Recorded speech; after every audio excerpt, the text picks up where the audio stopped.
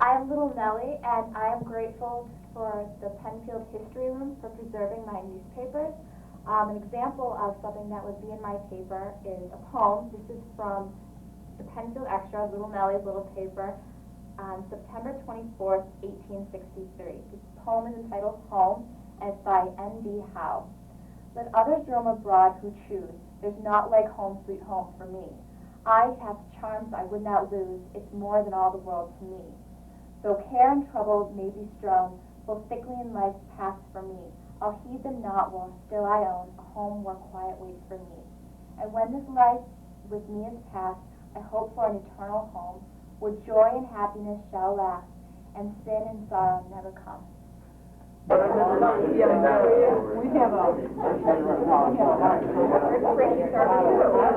everyone. Wow. You've all never heard me this well. I want to welcome Kathy Knauer to the Penfield History Room, and Becky Bezick, who's one of our young novice players, and they're going to be presenting Little Nellie. So I'm going to hand it over to you. Shall we start? Good afternoon, little readers. I'm little Nellie. Mr. Williams' shops were located in the Williams Building, which stood on the south side of Penfield Road, just several buildings east of 5 Mile Line Road. The second floor of the building was rented for town meetings at $12 per month, per year, sorry. The building was destroyed by fire in October of 1876. The Williams family lived on the south side of Penfield Road across from the Baptist Church. Father, who was nicknamed LK, was also very successful at playing cards. Rufus, he won a printing press from Mr. Smith, who had previously used the press to publish a single sheet paper called the Telegraph. This was the same press that I would later use to publish my weekly paper, the Penfield Extra. My brother Leroy, who was 10 years my senior, used that press before I to publish a small circular that contained ads, a few stories, and a few jokes. But unfortunately now, my brother, the only brother I have in this world, who I've been expecting to assist me in taking care of my aged and infirm father, has been torn from our fireside and now has to undergo all the hardships of the private life of a soldier on the banks of the Potomac. And for what? Leroy Williams, little Nellie's brother, enlisted as a private in the 8th Cavalry on August 28, 1862, along with several other young Penfield men. Their father, LK, was a Northern Democrat and a Southern sympathizer. He and Nellie were against the war. Nellie claims that their father's health deteriorated further when his only son enlisted to fight in a war that he was against. Leroy didn't come home from the war. The family received conflicting accounts of his death. One account listed him as being shot and killed in the Shenandoah Valley. Another account reported that he was taken prisoner and sent to Andersonville, where he later starved to death. Father's health began to fail before I was 10, and it was necessary for me to assist him in the drugstore. This brought me into my first connection with the printing press. I began to sit and distribute types for diversion, and when only 11, printed my first monthly paper, which was intended only for our villagers. Soon, however, the circulation increased so much that I was induced to print the paper weekly and circulate it throughout the county. Editors of other papers found out about my little paper and inserted it in their columns as articles of news. I shall remember the kind editors for this. The Penfield Extra began on January 4th, 1862, with around 100 subscribers. In a short space of time, I began to get subscriptions from all parts of the United States, an average of 15 new subscriptions a week, until over 2,000 copies a week were demanded and printed. The Penfield Extra was an 8x12 size with 4 pages weekly. The paper contained 2 full pages of ads, articles, and poems, some of them submitted by young readers, exchanges from other papers, bits of local news about the weather and events in town, comments on politics, puns and jokes, and several times included columns on the history of Penfield. There was surprisingly little information on the progress of the Civil War. The paper was published in the building that still stands just north of Shuffleburger Park on 5 Mile Line Road. Our masthead has changed several times. Originally, it contained the name The Penfield Extra, with the Bible at the center and the words Our Hope under the Bible. The next line read, Little Nellie's Little Paper. Our motto, devoted to news and literature and neutral in politics, occupied line 3 along with the cost of the paper. The fourth line contained the date and volume number. In November of 1864, we changed our motto because we found at that time it was impossible to remain neutral in politics. In spite of our best endeavors, we lost several abolitionist subscribers and advertisers, probably because we could not take a joke, unless it was one of Lincoln's jokes. Therefore, we took the motto, independent in all things, intending to keep our work and influence in honor of him who doeth all things for the best, taking no particular sides in politics, except to oppose those who we thought were working injury to the cause of our good old Union. I, like other girls, am fond of new things, and consequently placed a new head to our paper in April of 1866. We dispensed with the word little as we were getting larger, even if our paper did not. Our little paper carried testimonials for advertisers of good standing. We could personally vouch for one. Your attention to a card of Dr. Pond in another column, who treats all cases of chronic diseases of long standing to the satisfaction of the patient. My readers are all aware that my father's health has been very poor for years, and having put himself under the treatment of Dr. P, he is evidently improving fast. We would all invite those who are afflicted with diseases of long standing to call and see Dr. Pond without delay. There are those who doubted that at such a young age performed the task of editress, typesetter, and mailer. We actually did all the work ourselves, except for the press work, as we did not have the strength, and consequently took in the profits. Apparently, the Rochester Express paper carried an item doubting whether Nellie did the work herself. She printed a statement signed by some of the most respected citizens of Penfield, in which they declared that they had no doubt that Nellie did the work. There was a separate statement by her pressman, William F. Church, in which he states that he performs the press work only, that he has seen Nellie set the type herself, that her father has been ill and barely able to work, and he added, the above facts I have been solicited to state as doing justice to Nellie, but I wish to state that I am an out-and-out Republican. Probably a Democrat that was saying something. This was probably intended to give that added emphasis because their politics differed. We inserted articles of humor intended to amuse our readers. One particular article was as follows. We have many curious names of subscribers, but undoubtedly some of the names of our town residents would be a curiosity to our subscribers. A few years ago, we had on one street Mr. Hip, Skip, Trip, Hop, Jump, Quick, and Ketchup. In reading the names over very fast and make no pauses, it would sound rather funny. We also carried jokes and puns. For example, how many legs would the dog have if you called his tail a leg? 5, of course. No, only 4. It would not make his tail a leg to call it one. All work and no play makes us tired, so we decided to visit all, Lord willing, of the kind editors with whom we exchanged. We called it Newark, Lyons, Clyde, Port Bryan, Syracuse, Auburn, Seneca Falls, Geneva, Waterloo, Vienna, and Canandaigua.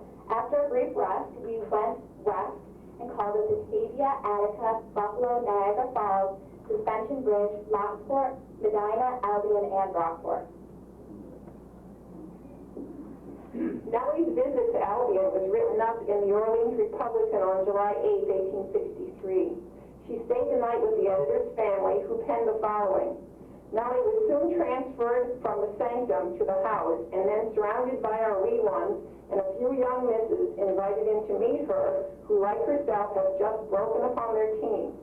Our contemporary laid aside the editorial dignity and sang and played and chatted and laughed merrily as if her little hands had never struck type or her little brain throbbed in the production of copy, as gay and gleesome as the lightest of that merry group. At the office the next morning, she flew around in good earnest, looking into the arrangements of the sanctum, forming the acquaintance of the compositors, and showing them at last what she could do in the way of picking up types, demonstrating to their satisfaction that she was by no means a slow compositor. We saw many pleasant villages on our journey, but we saw none that looked like home. In fact, Penfield is a beautiful town with a splendid country surrounding it. However, I feel that the president and inhabitants are letting it run down.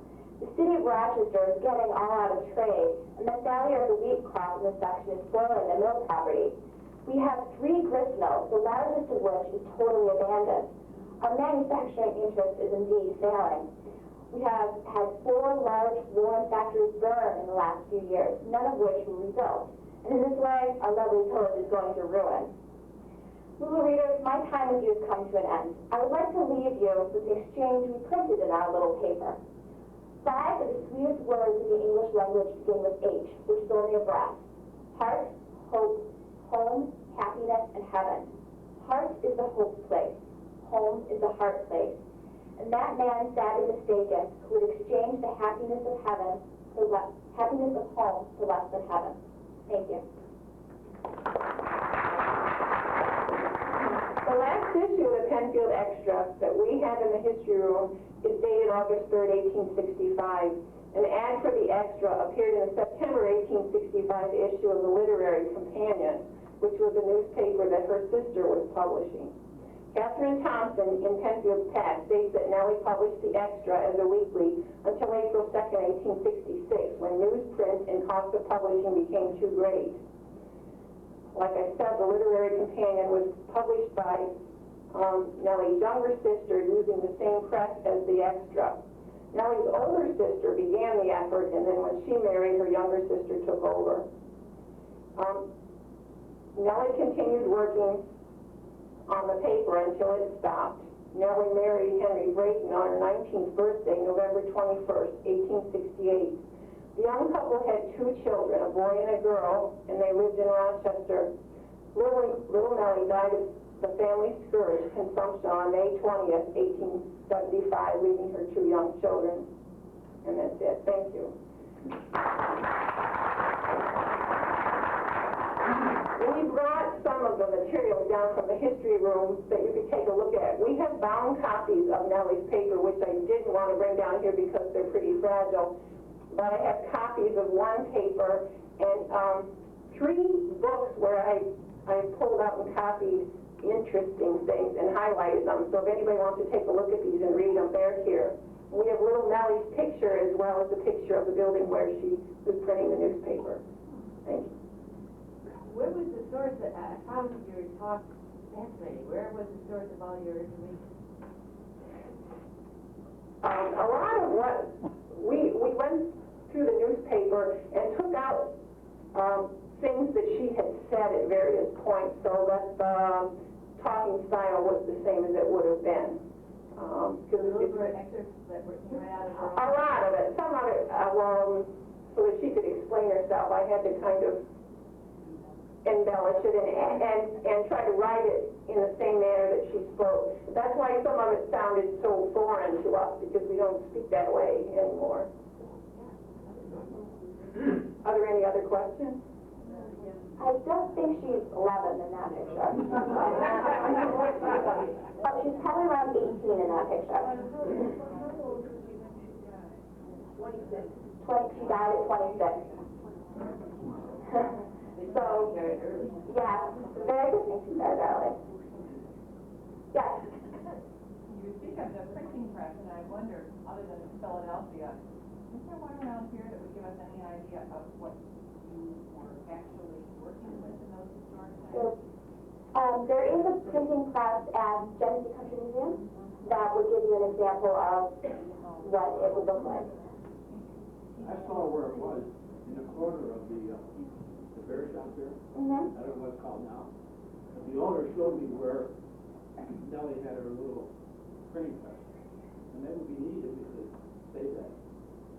Do you know if it's still exists? The press she used? I don't know what's happening. No, you think so? I wouldn't know. I think there's Before it's torn down. and I know. Do you have a reaction to that, Kathy? She was just saying that it was her father in the building, and he'd never seen it, so. Well, I saw the corner of it. Kathy, is there something we could do to save that building and save that little spot? The next time the building's for sale, you can buy it, I guess. I don't know. I mean, it's not slated to be torn down that I know of, but It's been just purchased. pardon me? It's been just purchased by the guy that wants to put the strip mall on it. Well, it's the building that had the Bear Graham shop in it, and it's had a couple of sports, like, places that sold sports. And the building had a lot of uses. Betty was just pointing out the post office was in there. There was, I think, a ceramic shop in there. There's been grocery stores and hairdressers, and it's been through a multitude of uses. Do we have any other questions? We're saving. Yeah, I've not lived here that long, but I would like to know how long it was. Okay, we have a question. She wants to know the size of Penfield. Are you talking about the population? Yes, when she was. Well, the population in 1860 was about 3,200. So it's now over 10 times that size. Now the population is over 34,000, so it's about 10. And it stayed between 2,000 and 3,000 from around 1850 to about 1950. You know, fluctuating up and down a little bit, but for the most part, it stayed. It was a rural farming community, and it was in a small place.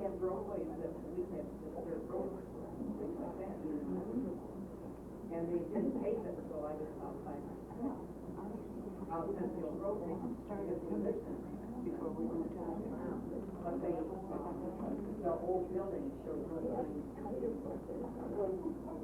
Well, they probably sold it. But a different business that were in it. Do we have any other questions? It seemed to run in families because it was contagious, and if one member of a family died, she's asking about consumption. Right. They didn't. Yeah. Well, yes, in fact, her mother, I think, had died of that. It was very common.